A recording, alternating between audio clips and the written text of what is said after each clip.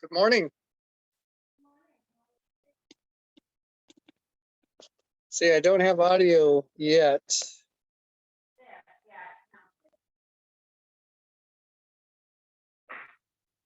All right. Can you hear me? Yeah, I can't hear you yet. I just get little snippets, not getting you very clear. Okay, how about now? Yeah, that's much better, but I can't see you now. You know what? Let me change the headphones for them. Okay. There you go. Is that better? Yeah, I can hear you, but I can't see you. Yeah, unfortunately, there's another one that comes up and it says Dea Lazo. Because my computer one, it's the video says DEA, but if you look at the other the person's talking, there should be somebody coming up right now. Okay. Is that not showing up? No, I just see DEA on my screen. That's weird. Let's see. Oops. Okay, how about now? I can see you. Can you see me still? Yeah, I got you now. I got a split screen for the two of us. There you go. Yeah, just my actual computer is what's not on screen, unfortunately. Well, again, thank you very much for taking your time out for today. Sure. I was really interested, as you knew, I was looking more for repair tech, but I was really interested in your store. I read the history on it. Can you elaborate a little bit more on the history of your music store? Sure. Yeah. My brother and I are current co-owners, and my grandfather founded the business back in 1924. He had 5 sons. 2 of them made it their full-time career. And then a third was in most of his career. So my dad retired in 1998. My uncle retired in 1994. My brother and I have been running the business since that time, and we have 4 fourth generation family members currently in the business also. Anyways, quite a heritage, and we've been really blessed. Oh, great, awesome. So what is your title at the store right now? My official title is Secretary Treasurer, and my brother is the president. So we're the 2 officers in the company. We're a corporation, and but other than that, I would say I'm a co-owner. We both own 50% of the business. Can you kind of like talk about your day-to-day in the business? Well, we do kind of have divisions of labor. My brother runs our string repair shop.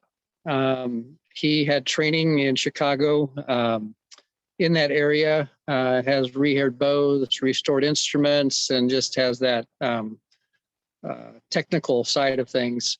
And then I kind of run the business side of things. So the hiring and firing, the personnel part of the business, sales, more than my brother, the sales team. And then I've handed over the management of our brass and woodwind department to my nephew. So day to day, it's basically trying to keep track of all the government regulations that the businesses have, making sure our I's are dotted, T's are crossed. And then when we have a need for more personnel, getting involved in the hiring, the firing, selecting, managing, developing, training, all of those things. So now I know that this was most likely your family business. Did you do a career path to get to be able to do your family business? Good question. I actually, when I was going to college, worked, and actually starting in middle school, worked at the store part-time, and never wanted to or planned to come into the family business. I spent 10 years in the pharmaceutical industry, and before coming back to the family business. And the reason I came back is I had moved to a position where I was traveling quite a bit. I had half the United States to cover, and was gone 3 days a week. And at that time I had 3 children and just knew I wasn't going to be able to be the dad or the husband that I wanted to be. And so I was going to take a demotion with the company. And at that time, my brother approached me and told me that my uncle wanted to retire eventually, and my dad wanted to slow down. Would I be interested in coming to the business? And so I had a need at that time, and decided to do that. And there's a big difference between sailing a ship and being swapping the decks on a ship. And when I was working there part-time, going to school, I was just swapping the decks and just, this wasn't for me. I wanted to do my own thing, which I did.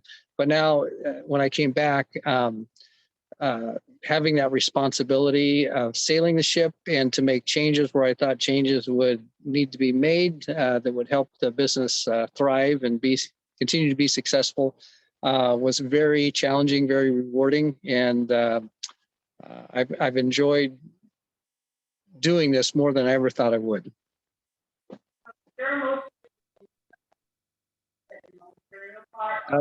You're cutting out again. Okay, is that better? Yeah, there you go. It acts up. Okay, so you're more like you said in the manager part. Did you study music at all? Or did you play any musical instruments in the beginning? Yes, I studied the violin for about 8 years, starting in elementary school. 3rd grade, I had private teachers and played in the music program here in Long Beach Unified School District, which at that time in elementary school, we met every day. And then played through middle school. Middle school was through 9th grade at that time. And then when I got to high school, I wanted to play basketball more than I wanted to practice the violin, play the violin. And so I stopped at that time. But when I came back to the family business in 1994, I took lessons again on the violin, and about a year's worth of lessons just to build my confidence back up to be able to play in front of people and feel comfortable.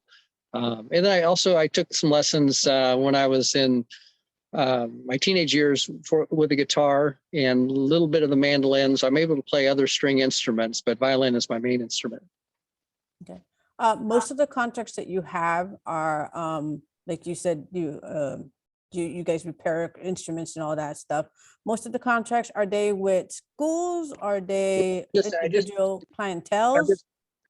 I'm sorry, you have to ask the question again. A call came in and I had to delete the call. Sorry. I know that part of your business also deals with repairing instruments. Okay. Mm-hmm. Are most of your contacts directly with like a school district? Are they individual clients? What kind of clientele do you normally get for that? It's a combination. We do a lot. We made a commitment about 22 years ago to basically shed parts of our business.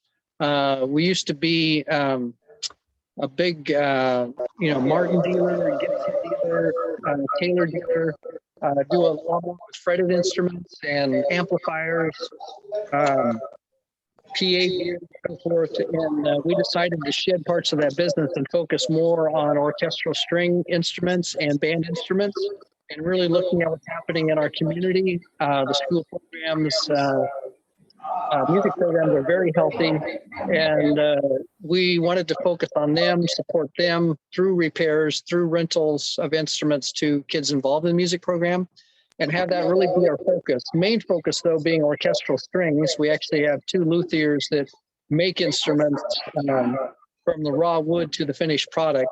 And so with the orchestral strings, we wanted to target beginners all the way to professionals.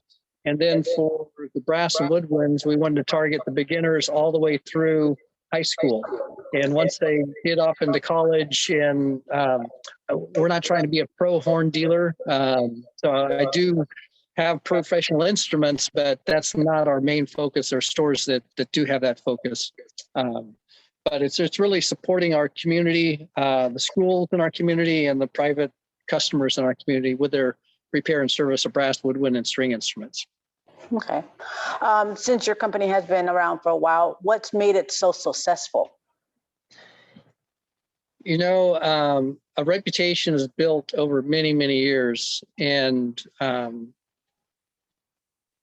our motto, in fact, you'll see it on our logo, on our pins and so forth, is in regards to customer service. In fact, we just were redoing our let's see, we're going back to a vintage looking card. that was a Wow. logo we had a long time ago. This was the logo that we used to have, and then going back to vintage.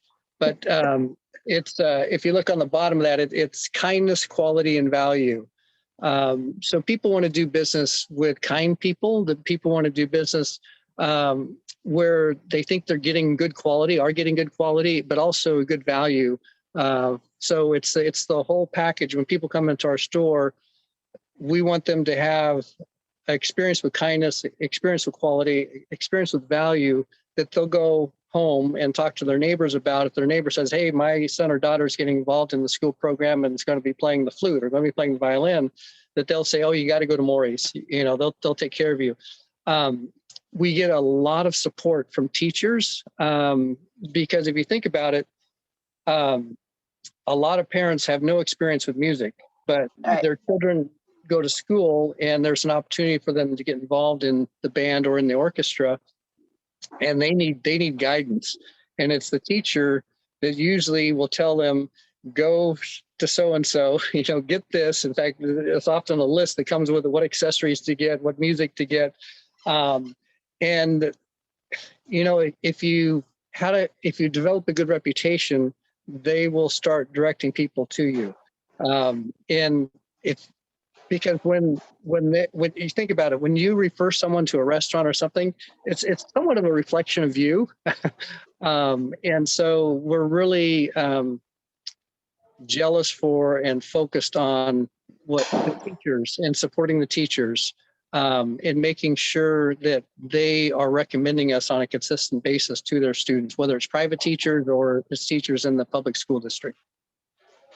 Have you seen it that you've probably had a parent who or their child come to your store and order this, and then 20 years later, their children are now back in because of your quality service? Yeah, and we see that. In fact, I'm seeing a lot of parents that played an instrument when they were involved in the music program in their, you know, elementary or middle school or high school years.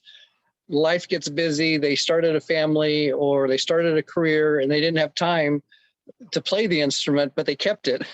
And then they have children. And now the children want to get involved. And so they're bringing out their old clarinet or their old violin and wanting to play along with their child now who's getting involved in the music program.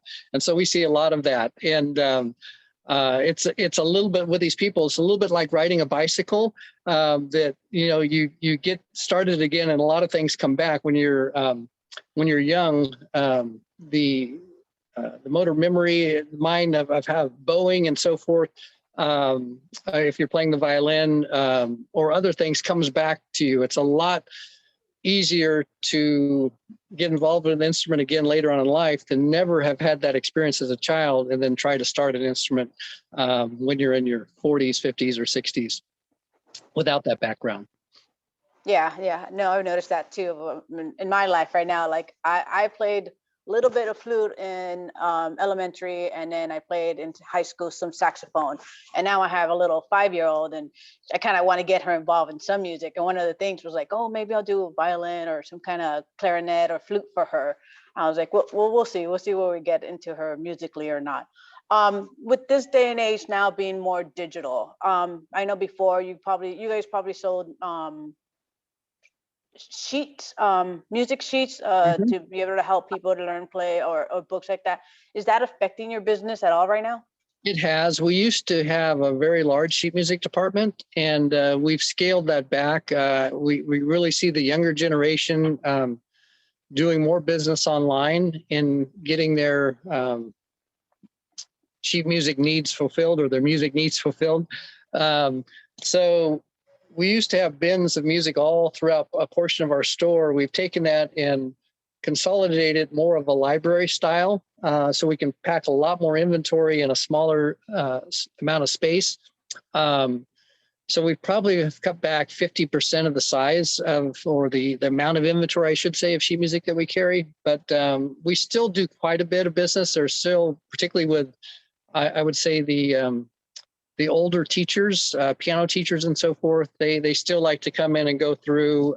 We have people that order from over the phone from us. And then there's a lot of impulse purchases too. People are in and oh, you got sheet music. So they'll start skimming through and they end up buying one or two. And then when back to school rush begins, a lot of method books are sold through our store to kids that are starting the clarinet or flute. You know, usually on the sheet they get from the school, it'll say what book they're using, and they'll pick that up while they're in the store getting their instrument or other supplies.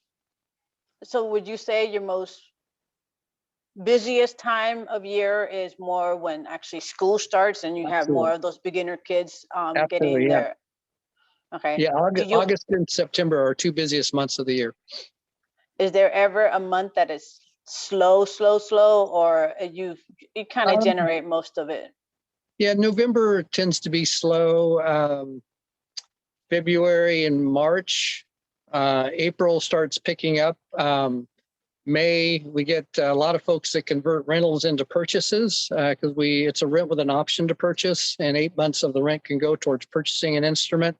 So we see a lot of that happening in May, and then a lot of instruments returning off of rent as kids finish up they have their last concert of the year. Yeah, and in May. then the instrument's coming back, and then we having to service the instrument over the summertime and have it ready in the fall when they go back to school. But definitely like in the store out on the sales floor, July can be a quiet month, but in the back where our shops are, we're just humming because we're doing that turnaround exactly. of all the rentals, making sure they're back into playing condition and so forth, right? That's right. Right. Just because you don't see your actual store where all customers are at busy does not mean that behind the scenes it's not as crazy and chaotic as it's possible. Yeah, lot happening. Yeah. Okay, awesome. Do you plan on I know you said you came out of being pharmaceutical and stuff and started this because of your family. Is this something you want to keep on doing till you're retired, or? Yeah, I definitely am not looking to leave this and to go into something else, but I'll finish my working career here in the store, and we'll be working on a transition of turning over more and more responsibility to the fourth generation as my brother and I kind of start to pull back and let them start sailing the ship. And you do have right now your fourth generation. Some of your fourth, I thought I read somewhere online. How many of your fourth generations already in the business? 4. 4 of them? 4, yeah. And they're like lower deck kind of positions right now for them? One has had training in our repair shop, did an apprenticeship basically, and has become quite skillful in repairing orchestral string instruments.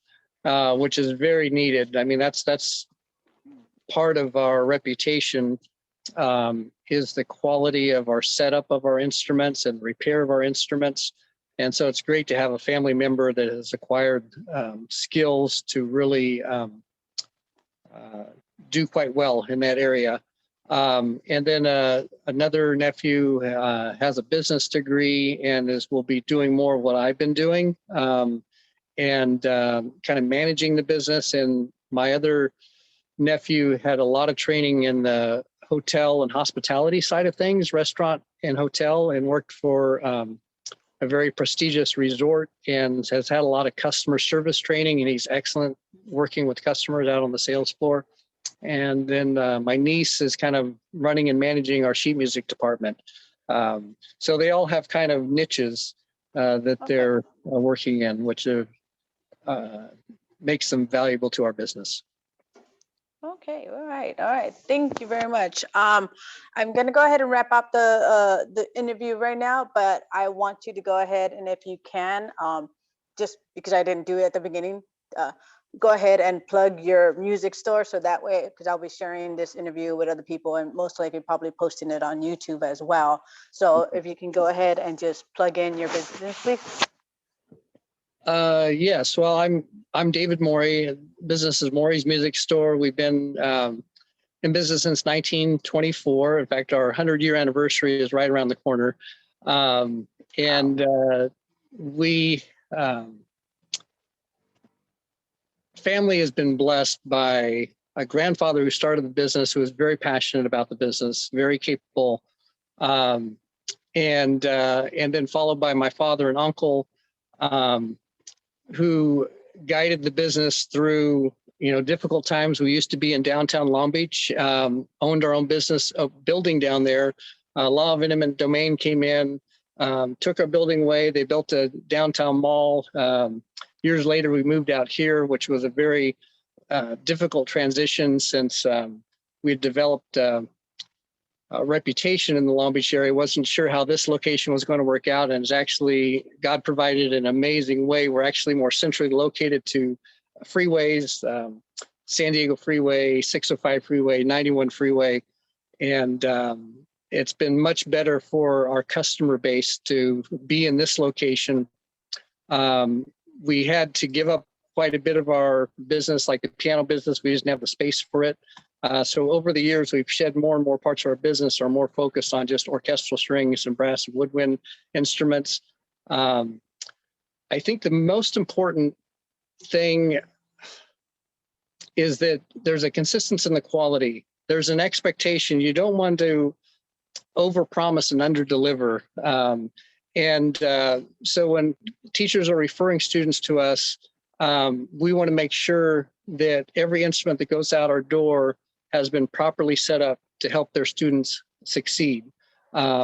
If the string spacing on a violin isn't the right height or the right spacing, and they can't bow an A string without hitting the D string, it's not often a child who doesn't know any better says, well, I guess I can't do it. Well, they were set up for failure because their instrument wasn't set up properly. So to have the confidence that if a child comes in, rents a violin or purchases a violin from us, that it's going to be set up professionally. The same people setting up my $10,000 violins are setting up my student instruments. And so having consistency in the playability of an instrument, but then also the warranty and the support where there's technicians here that can take care of any issues that come up and repair or replace. So it's getting the full circle of having quality instruments available that are set up properly. And then during the course of the use of those instruments, there's a support team here to support whatever needs are for the maintenance of the instrument, fine tuning of the instrument, upgrading of the instrument during the course of one's career in music or enjoyment of their music. Oh, thank you. Thank you very much. Once again, I know you guys are very, very busy with the schools and everything else that you guys do. So I wanted to thank you for taking this time to doing this interview with me. All right, Dia. All right, thank you. Nice to Have a see nice your one, face. Mr. David. All right, Bye. take care. Bye. Bye.